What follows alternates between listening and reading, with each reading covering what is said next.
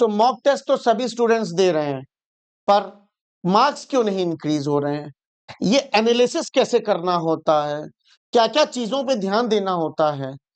तो आज के इस वीडियो में हम लोग इन्हीं टॉपिक्स पे बात करने वाले हैं, और ये वीडियो आपको कहीं ना कहीं हेल्प जरूर करेगा अगर आप शुरू से लेके एंड तक मेरी एक छोटी भी बात को आप ध्यान से सुनते हैं। तो चलिए स्टार्ट करते हैं इस वीडियो को। तो यहाँ पे साफ मैंने लिखा है, मैंने पोस्टमार्टम करने वाला हूं मॉक का पूरा। तो मॉक एग्जाम स्ट्रेटेजी कि कैसे क्या करना है वो आपके ऊपर है, पर मॉक को एनालाइज करने की स्ट्रेटेजी क्या होनी चाहिए, आज के वीडियो पे हम लोग ये बात करने वाले हैं। ठीक है ना? तो सबसे पहले तो ये आप में से बहुत से लोगों ने सुना भी होगा 30-70 रूल। क्या है भाई? आप गिविंग मॉक 30% एफर्ट दे रहे हैं, पर जो रिमेनिंग 70% एफर्ट आपको देना है उसको एनालाइज करने में। अगर आप 1 घंटे का मॉक लगा रहे हैं तो 1 घंटा प्लस आप उसको एनालाइज करें कि क्या हो रहा है चीजें। ऐसे ही नहीं गाइडली जो आपको मॉक देने के बाद एनालिसिस देता है तो बहुत सी चीजें देता है। अभी मैं आपको खोल के दिखाऊंगा, अगर ओपन हो जाती है तो मैं आपको सब चीज दिखाऊंगा, अगर बने रहोगे तो बताऊंगा। तो सिर्फ टेस्ट देने से सिलेक्शन नहीं होगा, उसको एनालाइज करना पड़ेगा। तो डेटा जो आपको मिला है, आपका टेस्ट, आपकी परसेंटाइल, जो आपको डेटा आपको मिला उसको एनालाइज करो। तो बहुत इंपॉर्टेंट है वो एनालाइज करना। तो सबसे पहले तो द टाइम ऑडिट, स्टेप 1 आपका होना चाहिए टाइम ऑडिट। देखो अब होता क्या, मैं इसमें बता देता हूं। बहुत से बच्चे क्या करते हैं कि एनालिसिस तो करते हैं, लेकिन जो करेक्ट आपने टिक किया है, जैसे मान लीजिए हमने सिलोजिज्म्स का एक क्वेश्चन आया था, सिलोजिज्म्स का एक क्वेश्चन आया, ठीक है ना? सिलोजिज्म्स का एक क्वेश्चन आया, इसको लगने चाहिए थे कितने, केवल 20 सेकेंड्स में इसका आंसर आता, पर मैंने लगाया कितना में है उसको, 40 सेकंड लगा दिया। तो यहां पे ये जो एक्स्ट्रा टाइम लग रहा है, ये क्यों लग रहा है? डायग्राम बनाने में मैं स्लो हूं या एनालिसिस करने में स्लो हूं? कहां पे स्लो हूं, ये चीज आपको करना है। तो लिखा तो है कि सही तो किया, पर टाइम कितना लिया? ये सही तो कर दिया, लेकिन टाइम तो इतना लगना चाहिए था ना, लगा इतना क्यों है? वो पीछे, उसके पीछे भागूंगा मैं। तो most student ignore correct answer and this is the mistake, कि आप गलत एनालिसिस कर रहे हैं, वो एनालिसिस नहीं है। तो उस चीज को समझिए कि कौन सा क्यों समय लग रहा है। That means you have to practise more in syllogisms. उठाइए टॉपिक वाइज की पीडीएफ और लग जाइए इसकी प्रैक्टिस करने के लिए। लगाइए 20-20 सेकंड के टाइमर लगाइए आप, ठीक है ना? तो एवरेज टाइम से ज्यादा लग रहा तो क्यों लगा है, यह आप अपने आप से पूछेंगे, आपको उसका आंसर ढूंढना है। दूसरा, hidden trap in correct answer. जैसा मैंने आपको बताया कि जो आपका हिडन ट्रैप है वो आपका करेक्ट आंसर में है। जैसे कि यहां पे बताया कि इनइक्वालिटी के क्वेश्चंस को 10 सेकंड में। अच्छा, आपको ये बात पता है, मैं एक रीजनिंग का सेक्शन लेके चल रहा हूं। ये स्ट्रेटेजी, ये एग्जाम एनालिसिस आपको सभी सब्जेक्ट में अप्लाई करनी है। मैं रीजनिंग का लेके चल रहा हूं। अब आपको ये बात बतानी है मुझे, आपको ये बातें पता है कि हर टॉपिक का आपको कितने टाइम लेना चाहिए? जैसे मैंने कहा सिलोजिम्स का हर एक क्वेश्चन आपका 20 सेकंड से लेके 25 सेकंड में होना चाहिए। इनइक्वालिटी में तो डायग्राम बनाना भी नहीं होता, सिर्फ आंख देख के करना है, तो 10 सेकंड में होना चाहिए। अगर मैं कोडिंग डिकोडिंग की बात कर रहा हूं तो 2 से 3 मिनट में होना चाहिए। अगर मैं बात करता हूं डायरेक्शन की तो वो भी 2 से 3 मिनट में होना चाहिए। अगर मैं बात कर लेता हूं ब्लड रिलेशन की तो वो भी 2 से 3 मिनट में होना चाहिए। पूरा मतलब पूरा आप मिला के बता रहे हैं मैं, क्योंकि 2 से 3 ही क्वेश्चन इसमें आ रहे हैं, इसमें 5 क्वेश्चन आते हैं। तो ये चीजें आपको पता है ना पहले से कि हर टॉपिक में कितना टाइम आपको लगना चाहिए। एक्चुअली पजल की बात करते हैं, क्लर्क लेवल की पजल है 2 मिनट, पीओ लेवल की पजल है 3 मिनट बस, ठीक है ना? तो identify puzzle and sitting where time, आपको देखना है किसमें टाइम 4 मिनट लग रहा है और क्यों लग रहा है, और क्यों लग रहा है मतलब क्या लाइन थी उसमें, आपको वो क्वेश्चंस फिर से लगाने हैं विद टाइमर, ठीक है? तो इसको कैसे क्या किया जाएगा, तो आगे बढ़ने से पहले आपको बता देते हैं कि गाइडली का जो मॉक टेस्ट है ये बहुत अच्छे से आपको एनालिसिस करता है। ऑफर है 6 मंथ की वैलिडिटी, मतलब अगर आज आप लेंगे, मान लीजिए आप इस वीडियो के बाद जा रहे हैं तो फरवरी से काउंट कर लीजिए, मार्च, अप्रैल, मई, जून, जुलाई, आराम से आपके पास रहेगा, ठीक है। नहीं तो मैं तो 6 मंथ की वैलिडिटी वाला नहीं कहता हूं, मैं तो कहता हूं 1 ईयर का वाला ले परचेस करना। लिंक आपको डिस्क्रिप्शन में मिल जाएगा। मात्र 175 का है।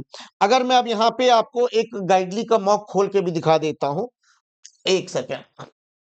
यहाँ पे मैं गाइडली का एक मॉक सिंपल खोलता हूं, कोई सा भी, उसका एनालिसिस खोल के आपको दिखाता हूं यहाँ पे। चलिए, यहाँ पे जैसे मान लीजिए मैंने ये खोला, तो यहाँ पे टेस्ट सीरीज में जाके मैंने बैंकिंग का खोल के मैंने आईबीपीएस, मान लीजिए मैंने आईबीपीएस क्लर्क का ही कोई इस स्टूडेंट ने दे रखा है, एक स्टूडेंट की लॉगिन आईडी थी, मैं 2025 का खोलता हूँ। इसने कुछ दिया था, जैसे मान लीजिए इसी को ही खोल लेते हैं, फ्री टेस्ट, ठीक है ना। तो इन्होंने एक टेस्ट दिया हुआ है एक्चुअली, तो ये एक जेन्युइन एक बच्चे का ही है खुला हुआ, ठीक है ना। तो मेमोरी बेस का एक एनालिसिस, तो आपको ये चीज देखनी कि अच्छा आपके स्कोर ये है, अटेम्प्टेड आपने इतनी करेक्ट, आपका इतना इनकरेक्ट, ये अनसीन इसने देखा, इसने सारे क्वेश्चन है, स्किप इसने 4 क्वेश्चन लिए हैं। अब देखो इसकी एक्यूरेसी 92% थी, टोटल टाइम इसको 52 मिनट्स लगा, यूटिलाइज टाइम 44 मिनट, बाकी के जो टाइम गया है ना इनका डिफरेंस, वो उसने वेस्ट किया है, that is wasted time 7 minute, और इसी को रिड्यूस करना है आपको। तो ये कैसे करेंगे, मॉक की एनालिसिस करके कि यार मुझे ये रिड्यूस करना है, ये कम से कम होना चाहिए था, बट ये आपका 7 मिनट है, तो ये ज्यादा है यहाँ पे, ठीक है ना। तो इस पे ऐसी चीजों पे ध्यान देना है।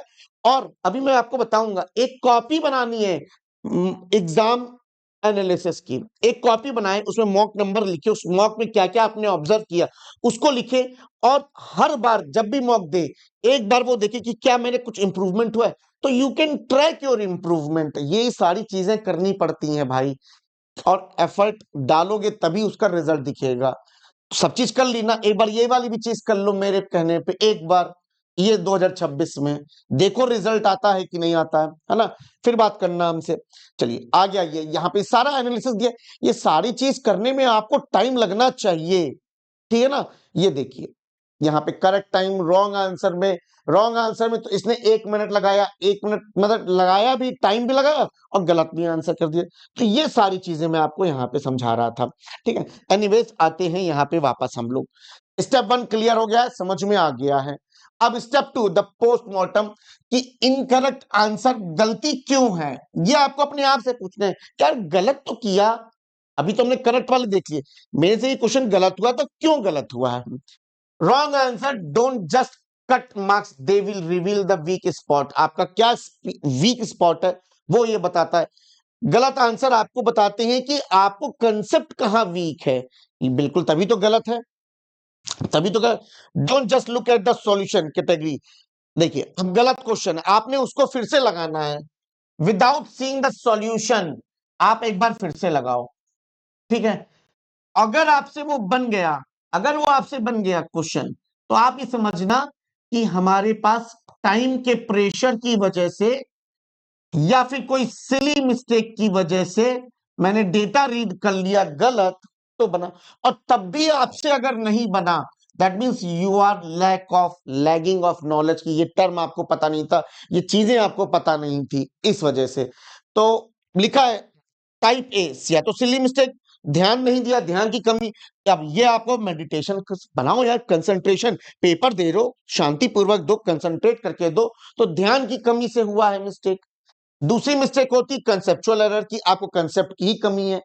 बोला था ए इज 2%, 2% अबव बी, हमने 2 का गैप ले लिया, लेकिन होना कितना था, 1 का गैप। तो कंसेप्ट की कमी से अगर गलत बना है, तो वो कंसेप्ट पहले आप सीखो मेरी क्लासेस में आके, मैं रीजनिंग की बात बता रहा हूं, ठीक है।